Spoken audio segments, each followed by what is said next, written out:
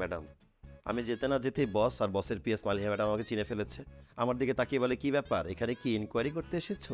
Madam, আপনি একবার ভেবে দেখেন, আপনার মতো পবিত্র মহিলা, একজন ভালো চরিত্রের মহিলা কি কোনোদিন তার স্বামীকে সন্দেহ করবে? আমাকে ইনকোয়ারি করতে পাঠাবে? আপনিই বলেন ম্যাডাম। তারপরে কি বললো? ম্যাডাম, তারপর কি বললো সে কথা আমি আমার নিজ মুখে বলতে পারবো না। আমার গোফের ওপর যদি ঠাডা করে ছাই হয়ে যায় তাও আমি বলতে পারবো না ম্যাডাম। নাকি তুমি কি চাও সেটা আমাকে বলো। তুমি যা চাও আমি দিচ্ছি তোমাকে, বলো কি চাই। ম্যাডাম, কি আর চাবো, জাস্ট আমার প্রমোশনটা ম্যাডাম। ম্যাডাম, আমাকে বস বলেছে আমি যদি আপনাকে বলে দিই তাহলে প্রমোশনটা দিবে না, আমি যদি না বলি তাহলে প্রমোশনটা দিবে ম্যাডাম। আমি গরিব মানুষ, দিনে আনি দিনে খাই, আমার কি উপায় ম্যাডাম? এক্সকিউজ মি, ও প্রমোশন দেওয়ার কে? এই প্রতিষ্ঠানটা আমার বাবার। এই প্রতিষ্ঠানের এমডি আমি। তোমাকে যদি প্রমোশন দিতে হয় তাহলে আমি দিব।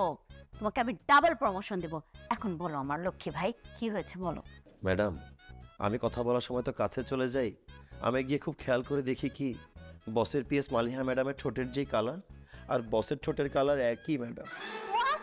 জি ম্যাডাম, পর আমি বললাম তাড়াতাড়ি মুছে ফেলেন বস, কেউ যদি দেখে ফেলে কি একটা বাণিজ্যতের ব্যাপার না, তারা তাড়াতাড়ি টিস্যু পেপার দিয়ে ডলে ফেললো ম্যাডাম।